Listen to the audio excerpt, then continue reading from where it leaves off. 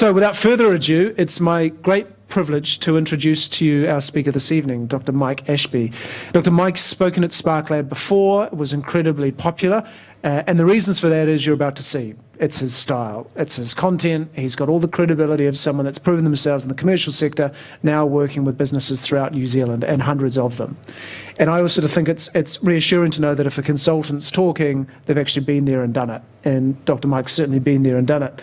In fact, while he was COO at Southern Cross Healthcare, he turned a business around from a $42 million loss to a $30 million profit within 2 years.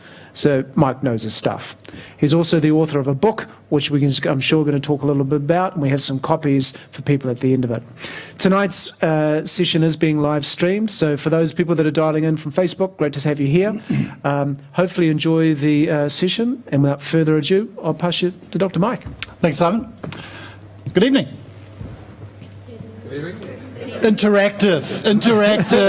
I'm coming down here. Good evening. Yeah, there we go. We're alive in Hamilton. That's fantastic. I actually, it's always nice to come to Hamilton. I did my secondary schooling here at St John's up on the hill there, so it's always a pleasure to come back. I just want to pick up on something that Simon said about Spark's contribution here. I have heard in my years lots of organisations talking about, oh, we're only successful when our customers are successful and we're, really kind of focused on small business, blah, blah, blah, blah. And I have to say that I'm enormously impressed with what Spark have done with 150 events, but just also the kind of the passion and commitment, because it takes a lot of effort to make this stuff happen. And I think it's testament to that commitment that they continue to make it happen. And I think also acknowledge you for coming out here tonight.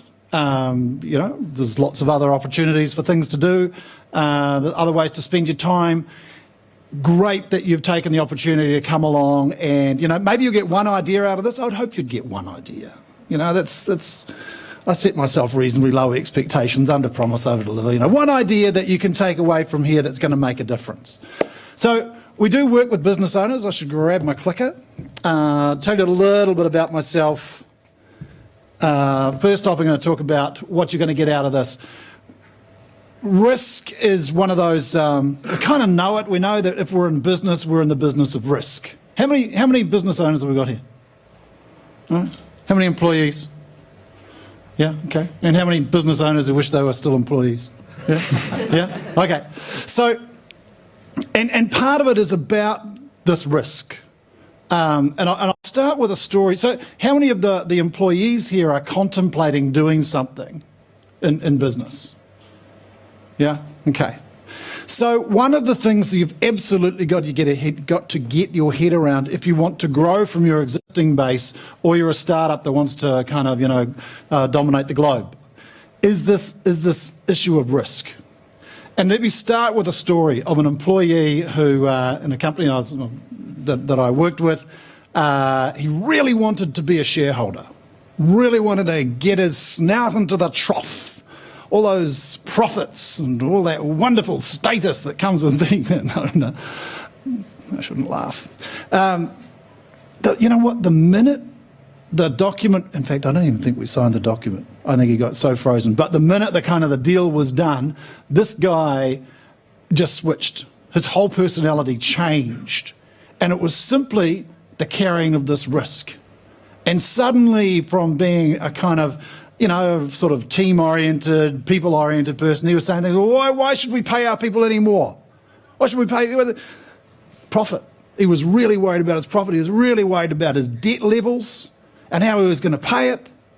And honestly, a year later, we bundled him out. We just about had to put him in a straitjacket. He was so loopy, and he'd done a huge amount of damage on the way through. Terrible.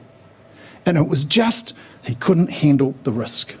So what I want to talk about today, I want to kind of take risk apart a little bit. And as a consequence, I want you to be less stressed about it. I want you to have more confidence, and not just kind of Donald Trump type confidence, as in wildly misplaced and overstated. I mean genuine confidence and belief, because you've kind of thought it through.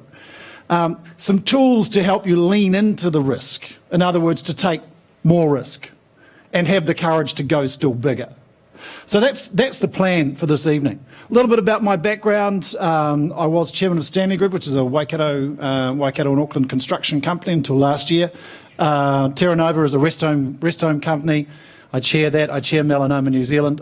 I worked at Southern Cross and I was a director at Eastpac. I'm on a variety of advisory boards. And for the last 13 years, I've run my own business. And while I've learned a lot from being a consultant at Ernst & Young back in the day, a partner at Ernst & Young Consulting in their strategy and transformation, sort of various public sector roles, the thing I've learned most about business has been from running my own business. We have a team of 5. We're just in the middle of we just experienced 30% growth in these last 12 months, and we've got plans to add a 0 to that. So most of what is in the book, down the back, free copies for the first 20, 19 now, because I think somebody picked one up. Most of what I've learned in there is a distillation of the stuff I've looked at and reviewed and researched for our clients, for our members of our programs, but also what I've learned myself. And so when I talk about risk, it's kind of in that setting of my own thoughts about it, how I operate. We run programs for business owners, a little bit about what we do. We run programs for business owners. We run programs for leaders and their teams.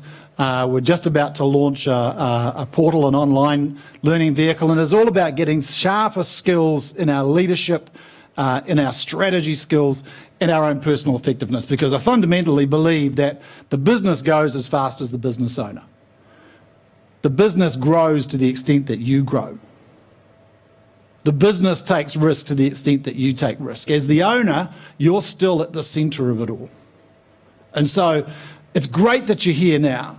It's great that you are opening yourself up to some ideas, because what you're going to need to do is change. If you're going to up the ante, if you're going to increase the stake, if you're going to play for bigger stakes, then you need to change your appetite for risk. So, concept tonight is about taking more risks to grow the business. The idea that uncertainty offers the biggest rewards. We often hear that markets like certainty. That's probably true, but actually investors really like uncertainty, because that's where the greatest profits are. I was watching that movie, The Big Short, the other night. Who's seen The Big Short? Oh, great movie, great movie. Really kind of entertaining in a train wreck kind of way. And if you had any kind of sympathy for the big banks and sympathy for Wall Street, long gone, long gone. It was all about risk. It was all about it was all about spotting the uncertainty. The sources for what I'm going to talk about tonight, there's a wonderful book by a guy called Keith McFarland. It's called, funnily enough, it's called The Breakthrough Company, which I thought was such a good name that I called my company The Breakthrough Company. And the other guy that I use a lot is Ronald Cohen. And he wrote a book called The Second Bounce of the Ball. He's regarded as the sort of the father of venture capital in the UK. And he's got a really interesting take. The second bounce of the ball. What do you think that refers to? Simon, did you tell them that it was going to be a workshop and that this was the work bit? You're going to have to think. This is it. So, the questions, but you thought you were going to come and ask me questions? Wrong. It's the kind of 21st century. I get to ask the questions. So what do you think the second bounce of the ball might be? Hey? Coming back after failure? After down? Yeah. That's one take. Yeah. When you think about the giants and in our environment, particularly in the technology environment, it's run by giants now, isn't it? What do we talk about? We talk about, what's the acronym? I'm so hopeless with acronyms. I gave them up when I left consulting. Facebook, Amazon, who's the M? Microsoft. And who's the other one? There's one more. Hey? Apple. Pharma. Yeah, that sounds about right. So, I mean, they run the world, right? But were they first? Were they first? Who came before Facebook? See, you don't even remember. Who came before Facebook? MySpace. Yeah. And Amazon wasn't the first by any means. The second bounce of the ball is the argument that actually the market, the kind of the breaking of the market is the spoils don't usually fall to the company that breaks the market. The spoils fall to the second one, second bounce of the ball. Anyway, great book, really, really interesting. I'm going to talk a little bit at the start about managing downside because I've said it's about sort of risk and upping the ante, and if you go to the Institute of Directors, it will tell you it's all about risk and risk management. And I have relatively little sympathy for this. I know that there are risks and that we need to manage them. Simple way of thinking about it, and this comes out of in my dim, distant past. I used to do some work in the insurance industry. Very simple matrix for thinking about your downside risks, the bad things that can happen to you. Think about those things that have a high impact and a high likelihood. And if you've got anything in the high impact and high likelihood, you've got a what? A problem. Yeah, a problem. Yeah, it's a technical term. And it's useful to kind of think about what could happen. However, I mentioned that I was on the board of Eastpak, which is now New Zealand's largest kiwi fruit packing and cool store operator. We had a risk register. It had arrows. It had red, green and yellow for, cataloguing the risks and the impact and the likelihood. It had all that stuff. And we never, ever contemplated, what's that? PSA. We never saw it coming. And it was it was god-awful. The single most devastating event in the industry after the sort of the 92 crash. It's what's referred to as a black swan. A black swan is, anybody read the book? I think it's called Black Swan by Nassim Taleb, and he talks about, anybody know the story of Black Swan? What is a black swan? Do you read the book? No, I know of it, but I haven't read the book. Okay, prior to, sort of until about the 18th century, all the swans in Europe were white. And by definition, logic, if it's a swan, it's white. And then they found Western Australia where they have black swans. And the GFC is the most recent example of a black swan, something that is kind of, or the Auckland housing market for that matter, just continues to rise until one day it doesn't.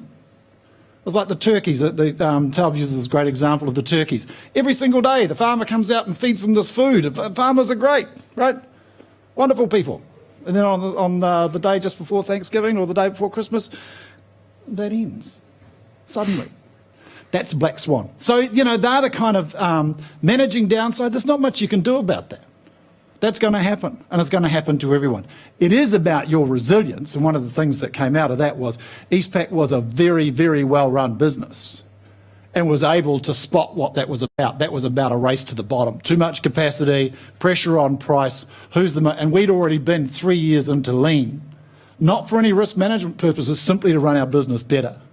And that enabled us to take market share and ultimately to acquire the number 2 operator, which took us to number 1 in the marketplace.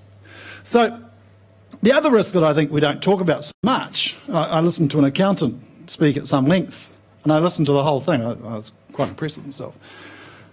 And she was talking about ratios and stuff. And I thought, actually the biggest risk we've got is not the black swan or the thing in the register. The biggest risk we've got in business is the slow decline, is the steady erosion, the steady, quiet deterioration. How do you boil a frog? Anybody know? Hey? Slowly. Yeah, you put it in some cold water and you turn up the heat, right? I heard somebody ask that one time, and somebody said that you put a lid on the saucepan. Oh, that's just cruel. That's just cruel. And somebody else suggested that you put them in milk. I think that was French.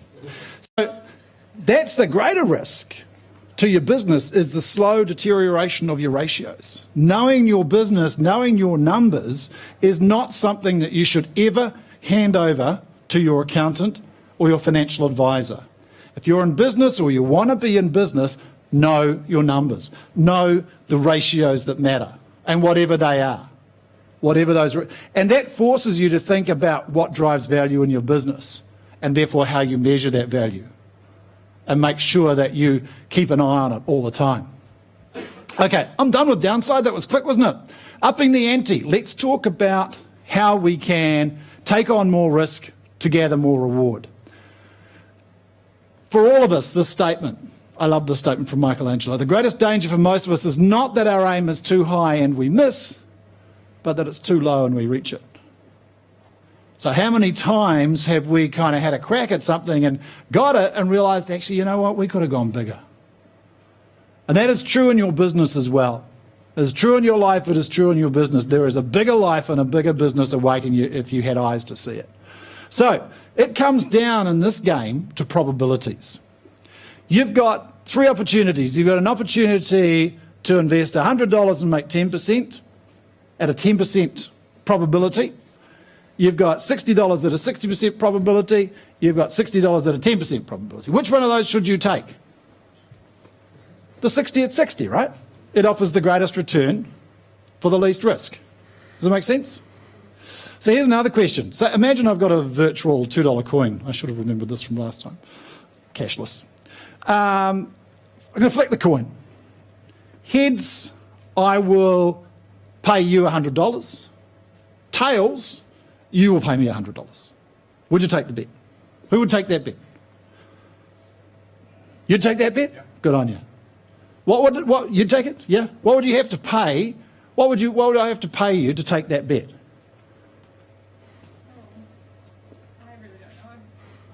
So the average, tell me what you imagine the average is before people will say, yeah, I'll take that bet. Well, it is 50-50, you're right. But most people won't settle for those kind of 1 and 2 odds. They'll want to improve their odds. What do you think they'll want to get as a payoff before they'll accept the risk of losing $100?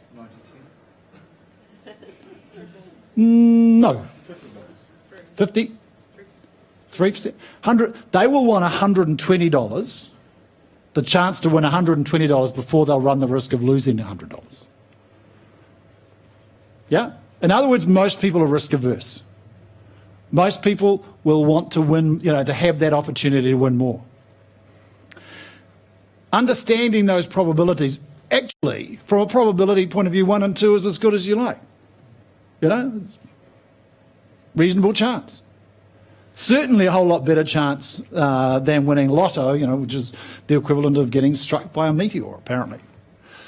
Same sort of thing in terms of thinking about your risk. Those opportunities. So who's got a business idea in their minds? They come in here and they kind of, they've got something they want to, make happen, some opportunity, some way of, 1, 2, come on, half an idea, Okay, so I want you to think about your opportunity as we go through this and use some of these ideas to help you think about how to take more risk. So what we're looking for is those things, of course, that are high value, that are easy to do. That reduces the risk, okay? The easy to do is our kind of our risk of things going wrong effectively. It's another way of thinking about it like that, okay? The hard to do, the riskier it is in terms of implementation and failure, well, the further over to the left it is, the harder it is to do. And by and large, of course, we want to be in the place of the greatest upside, which is where it's easiest to do, ease of implementation, and the return is highest. And obviously we want to avoid that kind of really hard to do, because that's highest risk, even though the returns might be high. And of course you want to avoid the low value and the hard to do. I would argue you also want to avoid the easy to do and the low value. And that if your idea is something that's reasonably easy but low value, I wouldn't waste my time. It might be a good idea, but my argument is that the enemy of the great idea is the good idea. Don't muck around with lots of little good ideas, because they all take time, they all take effort, they don't amount to diddly squat in the end, compared to the one big idea. And in our business, we should be aiming to create one big idea, one really great idea. And it is going to be perhaps harder to do, but it's going to be right up there in terms of the upside, the value. Look for the highest value and then work out how to do the implementation. We'll talk some more about what that value looks like and how you might think about making it easier to do, reducing some of the risk of failure around it. So when you think about it like this, here are the kind of the things to think about with your great idea. How strong is it? Now this comes out of Ronald Cohen's book. So this is what he would look for in making those investments. And I think he founded the firm in 1947 or something. It's been running a very long time and very, very successful, Apex Partners. He would look for, was the idea scalable? And that, in my business and in the businesses that I work with, that question of being able to scale is the hard one. It's the ability to replicate so that you can grow your revenue without growing your costs. Too many businesses get bigger and they get less profitable. They're not scaling, they're just getting bigger. And don't be deceived. A lot of businesses chase that kind of revenue growth and watch their profits erode. That's not the point. Revenue is not the point. Profitable revenue is the point. And you get that when you scale, because you get economies. You get faster down the learning curve, all those sorts of things. So before you kind of launch into your business, ask yourself that question: can I scale it? And in part, if the answer to the question is, does it depend on me? If the answer to that question is yes, then it's not scalable. If your business depends on technology and processes that are replicable, that are able to be standardized, are able to be streamlined and then automated, then you've got a proposition. Particularly automation, particularly technology. And that doesn't just apply to the high growth, the startups, etc. That applies to any business. Looking for the ability to automate, use technology to get leverage. Leverage is what this is all about. So the first criteria of strength is scale. The second criteria is market knowledge. We'll talk about, yeah.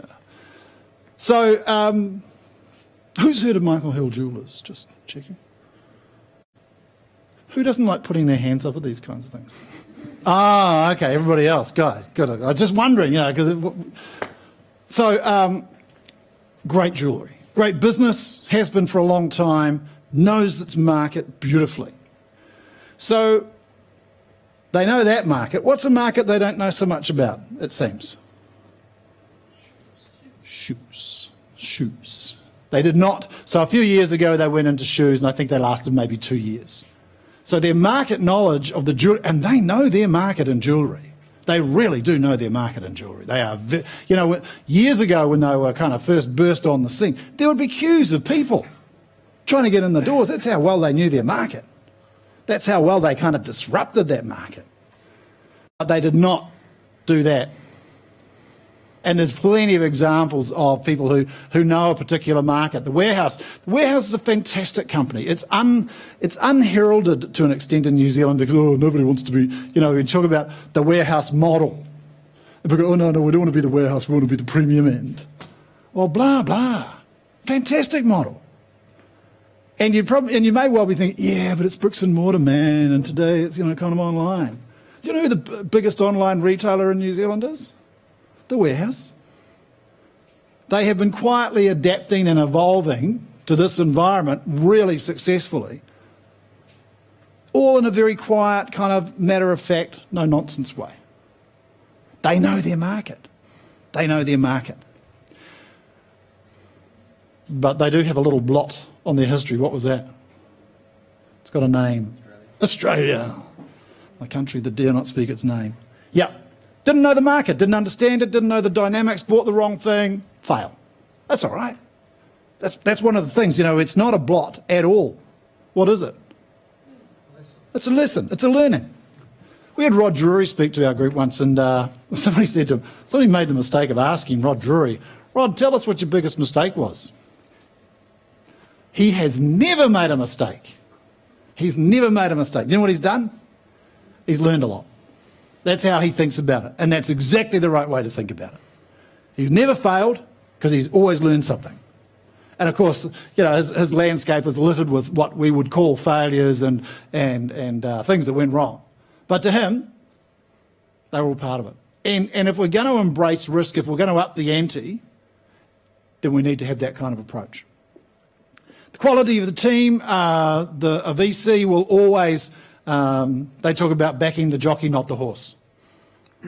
So it is about the calibre of the founder. And indeed, in the funding agreements that they will have the names of the people involved by name.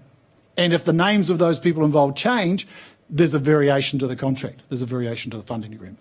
That's how important the quality of the team is to the investor. The business model is about where you earn your revenue, what your cost structures are like, all those sorts of elements of it. You know, at the moment, one of the big things coming is the subscription model. Who does subscription models? Who's doing subscription models nowadays? Netflix is one. Yeah, just add a GST. Sorry. A lot of software, huge amount of software, including Microsoft. Yeah. Office 365, Apple Music. All of them are trying to get into the subscription model, right? Because it's a great business model. Understanding your business model, how it works and how you drive profits out of it is a critical part of your strength. Have you got a good business model? And a lot of people want to be the next Uber. The next Uber is very hard to do. The business model for Uber is called a two-sided network. And there are only a few players who can play in this space. A two-sided network means they've captured the supply and they've captured the demand. And all they do is bring those together. They use technology as the platform to bring the demand and the supply together. And it totally depends on numbers. Totally depends on having secured both of those. And they have, to date. To date. Still haven't made a profit. And then finally, what barriers to entry are there? And that's why there's, in technology companies, the disruption piece is always the race to be the incumbent, to get to scale fast, to be the Facebook, the Uber, the Amazon, whoever. Because that then creates a barrier to entry. This is not new. Southern Cross had a fantastic barrier to entry in the form of its size. People were just always dissuaded from taking it on because they were just too big. And in 1991, they had 1 million members, and this is at a time that New Zealand's population was 3 million.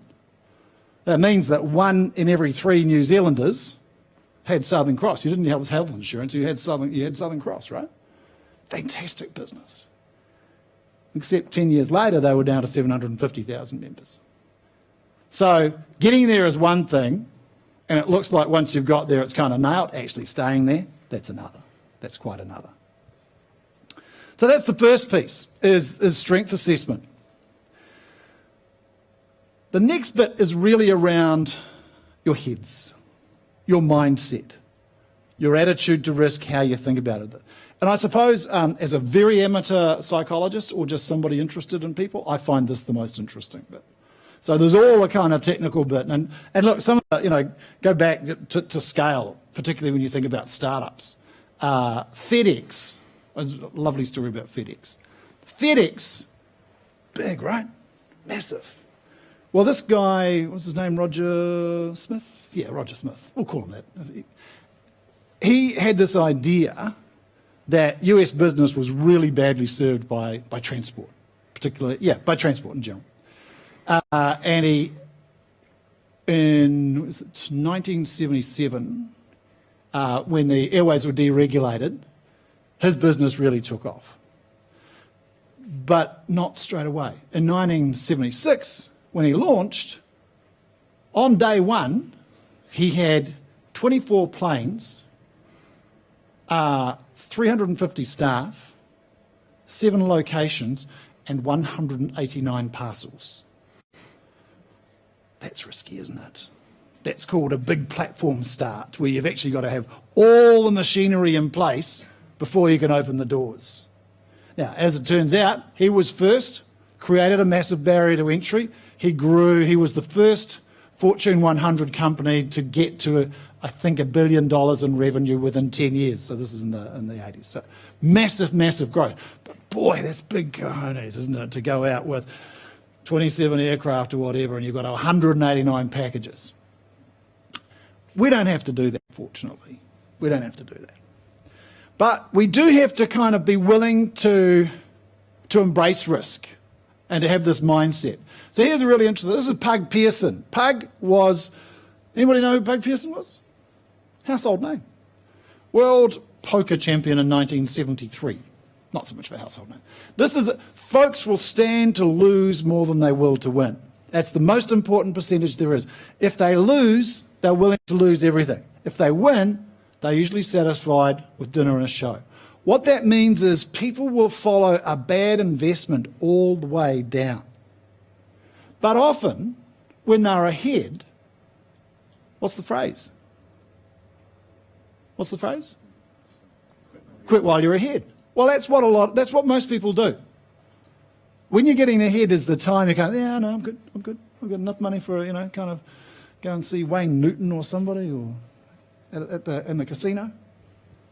But they'll keep betting and betting, trying to recover their losses, right? Rather than cut their losses. The smart entrepreneur, the smart business owner, the smart investor knows two things. What are two things?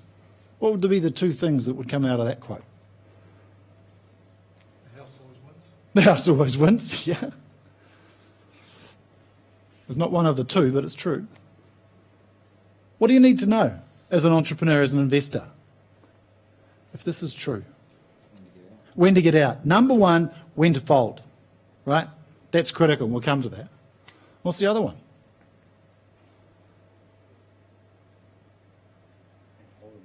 When to hold them, yeah. So hold them, or when to keep going, right? Kenny Rogers, exactly. It was always going to come down to the gambler. Got to know when to hold them and know when to fold them. But you also got to know when to keep putting into the pot, when you've got to back yourself, right? The most successful entrepreneurs know when they've got to back themselves and when they've got to quit. When they've got to go big and when they've got to go home. Yeah? And it's not it's not a random thing. And the risk we're talking about here is not crazy risk. The risk we are talking about here is calculated risk, is managed risk, is thought through risk. It's detached. These are not people who kind of chance everything on the throw of a dice. Property developers are a great example of people who take big risk. And I remember a guy I work with saying, there is no property I would not sell. He's completely detached. Every property has its price. Funnily enough, I had to remind him of that just the other day because he was passionate about a particular project, but your thinking's gone because you're attached to this property now. We'll come back to that. Okay, so what happens to us, and maybe we start this way, but certainly we get this way, is that we get ahead in our business, we get it to a certain level, we've done the hard yards, and then we stop investing in it. We want to sort of have a little, a cup of tea and a lie down. And we go from, I think it's because we go from having nothing to lose when we start to a mindset of safety first. People tend to take fewer risks as they get ahead, not more, because they're willing to settle for dinner and a show. People tend to look for, and I've seen lots and lots of businesses do this, they will look for small improvements, incremental improvements, tweaking at the margins, rather than what the next big game is. Why do they do that? Because maybe they started out with low expectations. Maybe, and a lot of people, again, I've met a lot of people in business who don't have necessarily, well, most of the people I work with don't have university educations. They don't come from expectation households, kind of a childhood where there was an expectation. Most of the stuff, and I think what's really wonderful about today's environment is how we celebrate the entrepreneur and the starter. I can tell you as somebody who's a lot older than they look, it's true, I know. There was none of that. Now I work with schools and they're doing business planning and they're kind of setting up markets and they're doing products and all this stuff. Fantastic. It's fantastic. So maybe it'll change. But for a lot of business owners, they start out with low expectations. They start out with that hope of making some money. Most people actually start out in business because they want to be their own boss. Most people, actually, they just don't want to be bossed around anymore. They just want to be free. Ha. You just change employers, really. It then becomes the bank. So Low expectations. Family put a lot of pressure on as businesses mature, 10, 20 years or whatever. And the returns are pretty good and the lifestyle is good. And the family say, why would you put this at risk? I know we've got the kids in private school, we've got a mortgage up to pussy's bow. Why would we want to put that at risk? Employee resistance. People who, why rock the boat? We're doing okay. Why would we want to kind of take on another venture? Why would we want to expand? But then I think the biggest one is the identity. I'm a great believer that our fate in business, and in fact in life generally, really does depend critically on who we think we are, the kind of people we think we are. If we think that we're risk takers, we will be. If we think of ourselves as being about safety first, if we think of ourselves as conservative and not too flashy and kind of, let's just keep this kind of, squid, we will. That's how we'll play it out. So understanding those things, if you're in business now and you're doing okay, remember that one of the things that stops you getting to that next level is this stuff here. You have probably already got to that point of safety first. You have probably already got to that point of wishing to take fewer risks. As with anything, all change starts with consciousness. All change starts with awareness. It goes awareness. So you realise that, in fact, you're kind of fairly risk averse. Clarity, that's what's next. Because with clarity comes, I want to go to there. This is the picture of where I want to be. And then the third part of change is commitment. That's true of anything.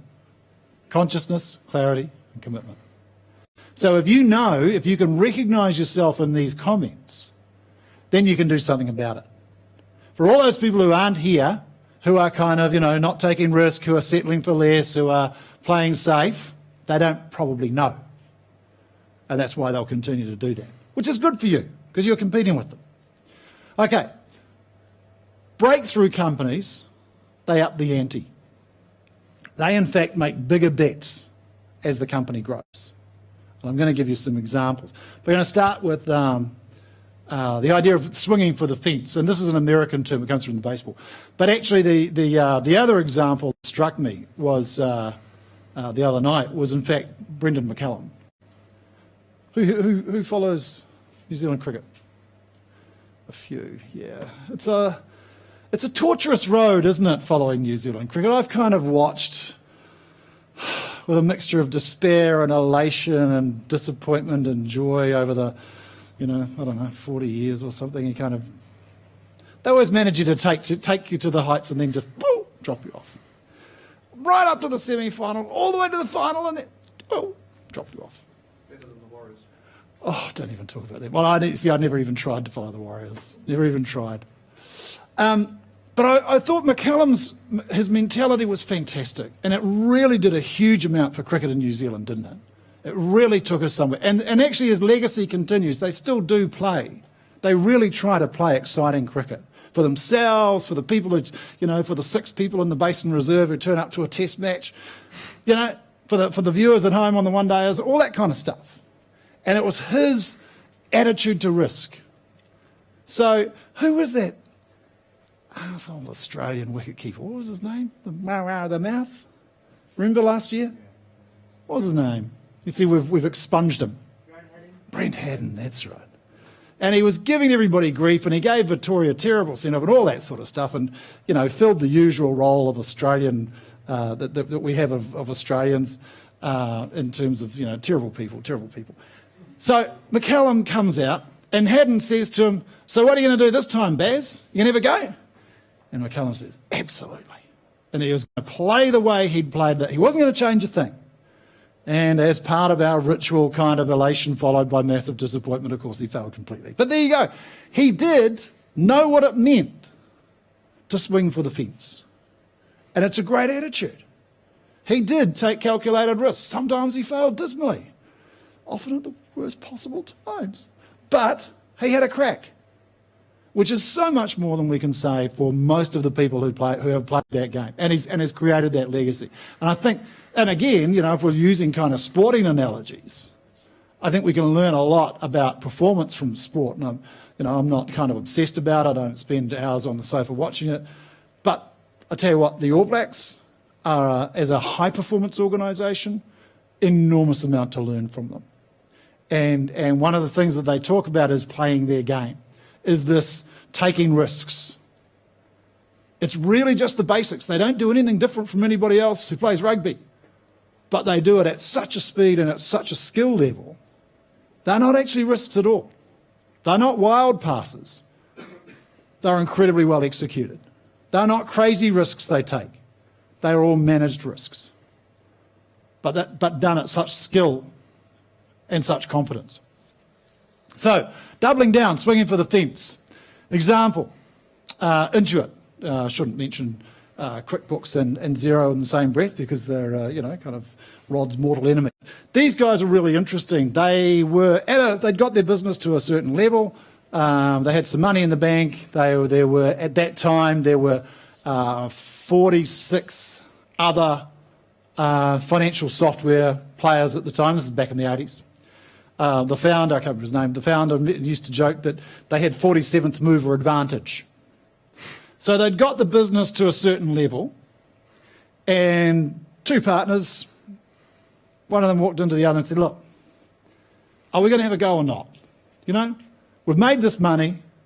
Are we just going to sit here and kind of tick it over, or are we going to have a crack? And the other guy said, let's have a crack. So they took their $100,000 in cash, which is a reasonable amount of money in the late 80s, I think it was, and they spent it all on marketing. Their problem was that they were 47th. There were 46 others, and they had no profile. So they spent a whole lot of money on marketing. And in those days, you could buy software. I know this is remarkable. You could buy software from shops. Sure, bricks and mortar. So you go in and you kind of take them off the shelf, etc. They came in boxes on discs and whatnot. It's probably even pre-disc. So they pumped out their brand, and people started to go into the retailers and say, I want a QuickBooks, I want a QuickBooks. And the retailers realised that they had to take them off the bottom shelf and put them at closer to eye level. Saved them the time of saying, it's over there, because people could come in, see it, grab it, bring it to the checkout. And as a consequence, their sales rocketed, genuinely rocketed. And then with that positioning as being in the middle of the aisle, it then built on itself. And they continued to invest in marketing and brand. And if sidelight, if you've got a business idea or a business, you're in the business of brand. No matter how small you are in the business of brand. Working out what that means and how to grow your brand is the number one question you have. Just the number one question you have. Any successful business owner you talk to will talk about how they have cultivated that brand from day one, before it even existed. So they built on that brand.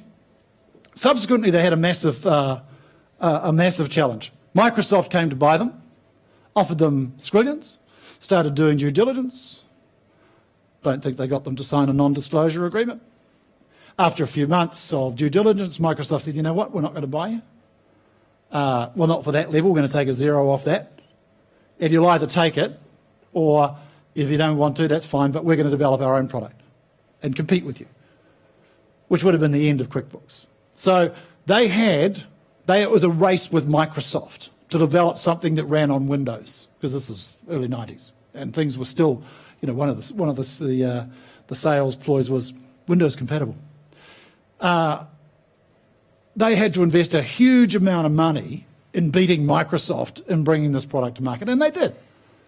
Microsoft did bring a product out. You can't buy it anymore. It's called, what's it called? Anybody know?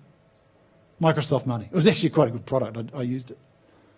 But they had to give it away, which is not great business, I don't feel. I'm not sure. But they had to double down twice, right? When you think about your big bet, the thing you need to be thinking about is, number one, where is it you're trying to get to? What is it that you want out of this business? What's your vision for where you can be 3 to 5 years out? The second piece is, if you don't take a bet, what happens if you don't? What are your competitors going to do? See, I think one of the great questions for any business owner is, and this is how I scare people. I have a lovely life. I get to scare people. I say to these business owners, they've got quite good business, so if you were starting out in business today, what would you do? And they go, oh, shit. It's a terrible question.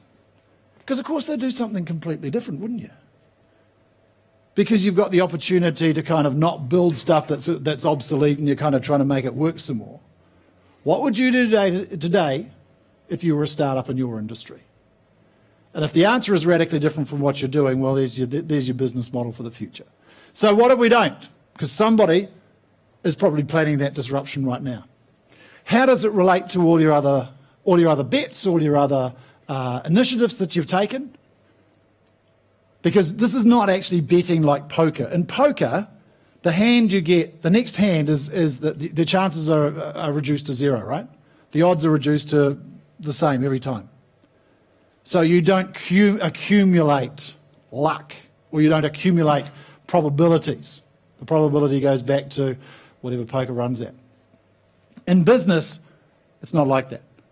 You develop capability, which means you're stronger and more able to take risk. Can we hedge risk? In other words, can we manage that risk? Can we do something that enables us that even if the bet doesn't come off, we're still ahead of the game?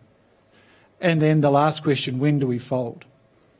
As I said before, it's really important to know how to quit successfully. Here's Mark Zuckerberg on not taking risk. The biggest risk you can take is not to take any risk at all. In a world that's changing really fast, the only strategies that is guaranteed to fail is to not take risks. One of the things that people don't tell you is that there's an awful lot of luck in business. There is a lot of being in the right place at the right time. And, excuse me, at one level, that's sort of about, people will tell you, like Oprah Winfrey will tell you, it's where preparation meets opportunity. And that's true, but opportunity is a very elusive thing. And you just have to be in the right place at the right time. I always think that, there's only a limited amount that you can learn from the stories about Facebook and Google, because there's just an element of dumb luck. And I can't tell you how many people I've met who, I call them accidental millionaires, who've been hugely successful because they happened to luck into something. Their timing was perfect. There's a half a dozen people who've tried the same thing but at a different time or a slightly different way, and it didn't meet the market. And you think about some of the things that succeed wildly, and you think, well, what the hell? What's the craze of the day? What's the kind of current? In fact, I think it's already dying. But what's the kind of the social media driven, the everybody's doing it, Pokemon, right? Well, did anybody sit down in a boardroom and go, well, I think based on these demographics and, a careful analysis shows that this particular app is going to really take off. Do you think anybody ever did? Apple started their app store.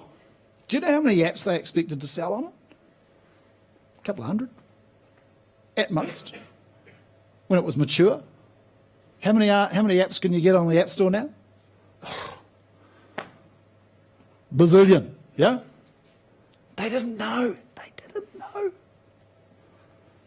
Most people don't. There is an element of luck that comes into it. Don't be dissuaded. It might be yours. And there's only one way you'll find out, and that's to have a go.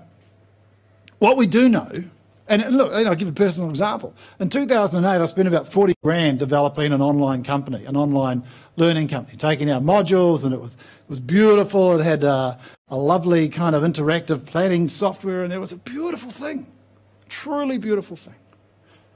And do you know how many of those I sold? How many subscriptions I sold for that? One. And actually I had to give him his money back.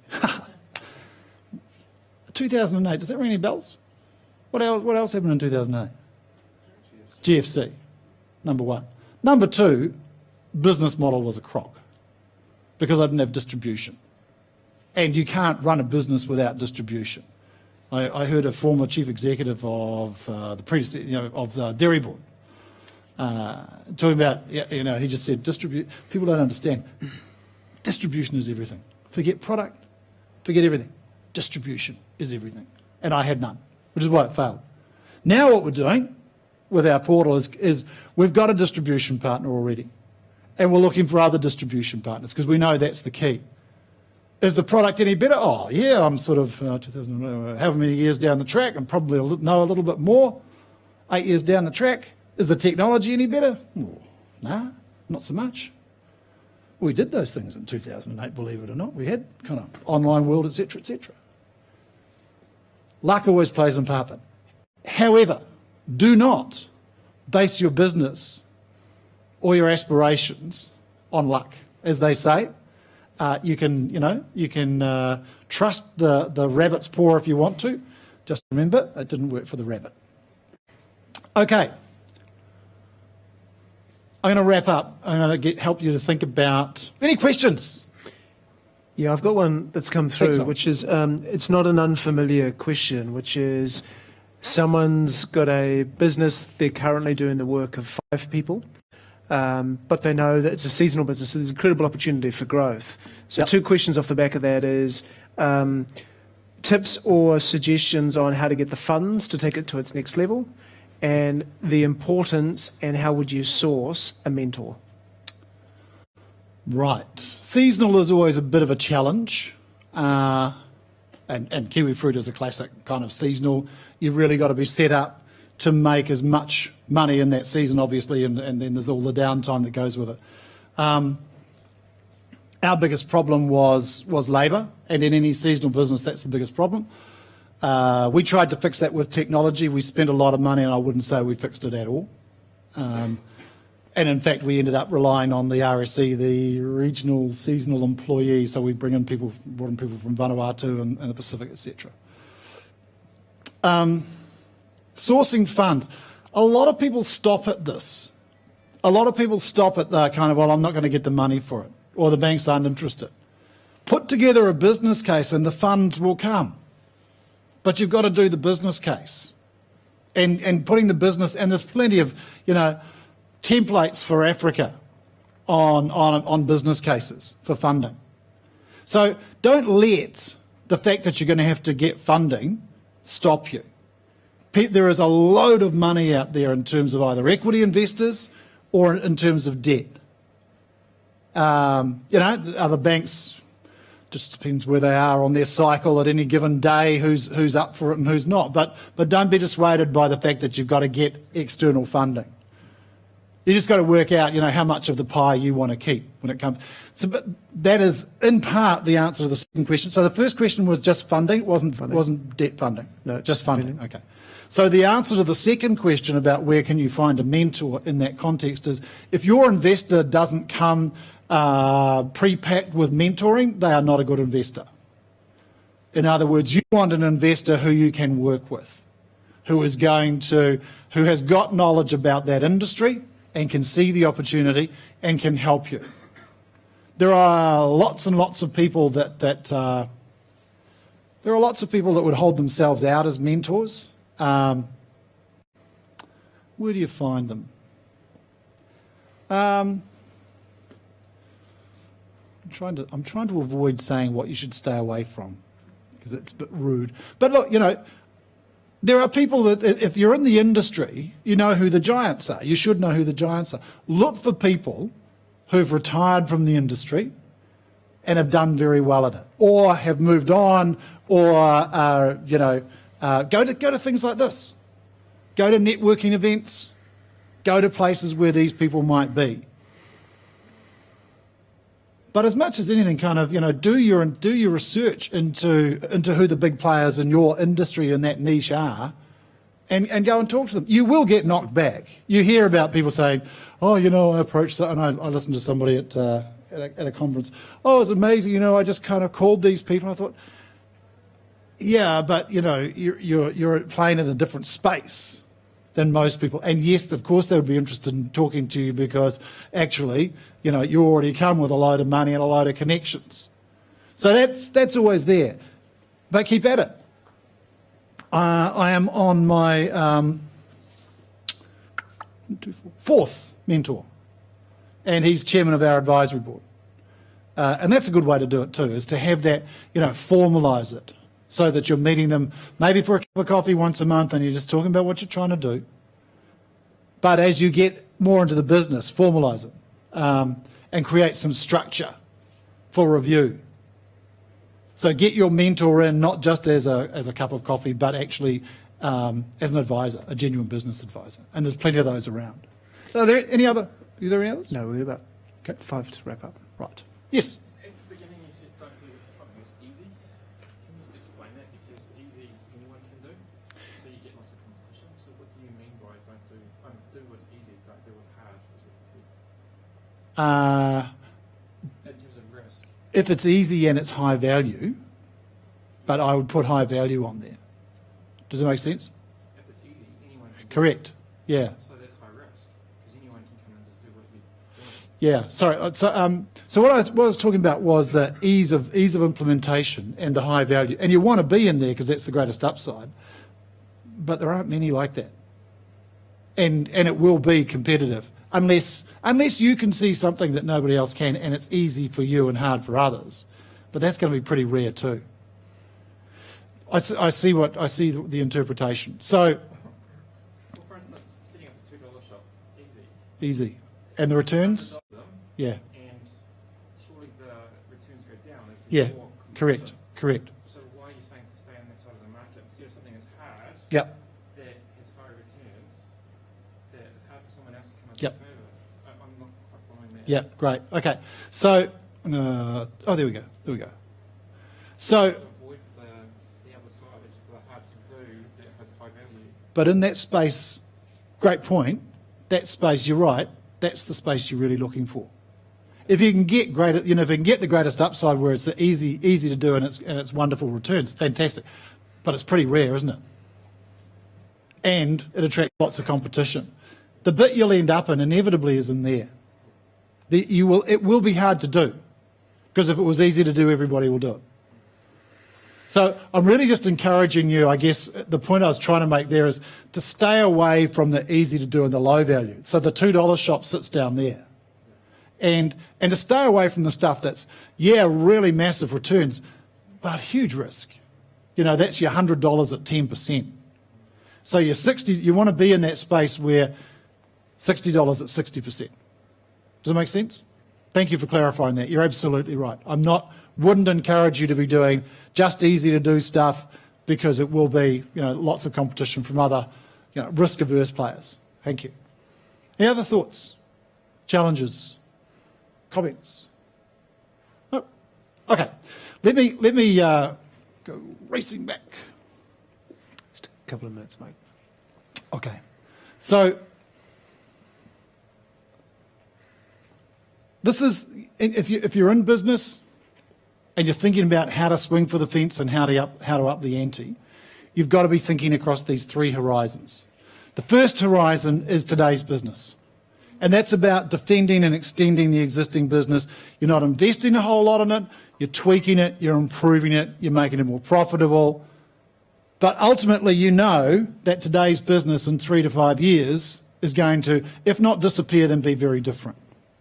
At the same time as you're doing that, you've got to be looking 2 to 5 years out for the next stage of growth and organisational renewal. And that is about new product. That's the first level of bet. New products, new markets, new customers. So thinking, at the same time as you're doing today's business, you've got to be creating tomorrow's business. Today's job, tomorrow's business. Horizon 1 is all reactive, already stuff that's already happened.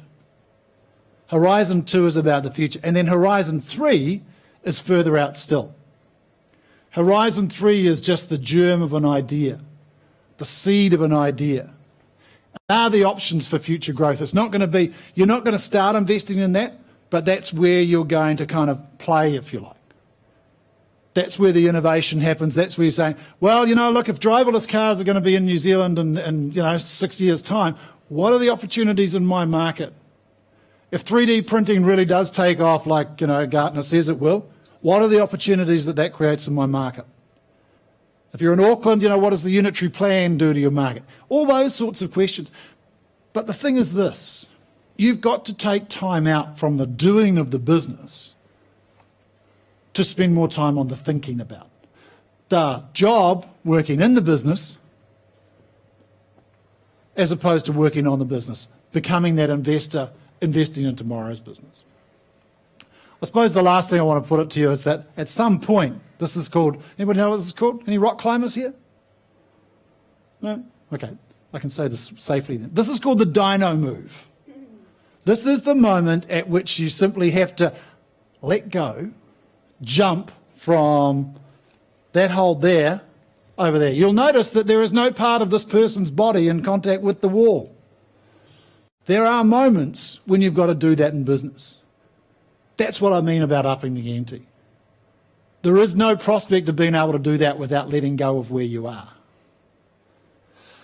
People talk about this stuff as a journey, you know, the kind of the business stuff as a journey. I prefer to think of it as an adventure.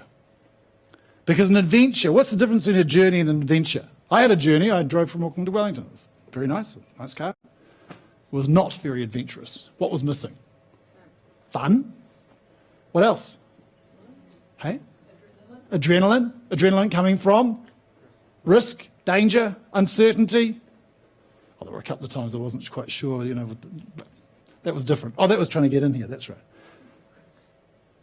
That, to me, is a much fuller life and a much more enjoyable life than a journey.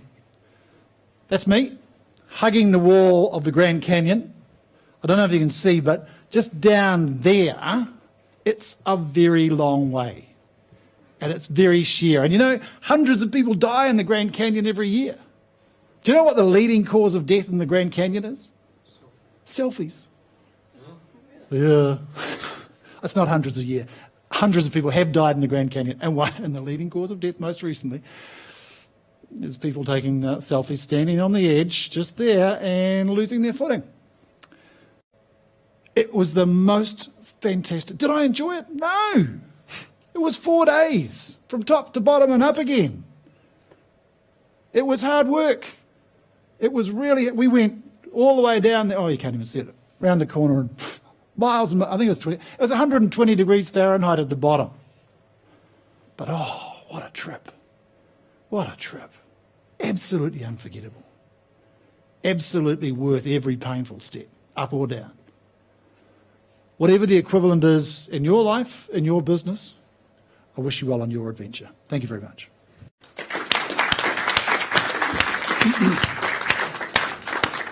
Well, ladies and gentlemen, thank you for joining us this evening. As always, Dr. Mike, thank you for making the time for coming up from Auckland down from Auckland for this presentation today. Sorry. There was reference made at the back of the room. There are 20 copies of Dr. Mike's most recent book.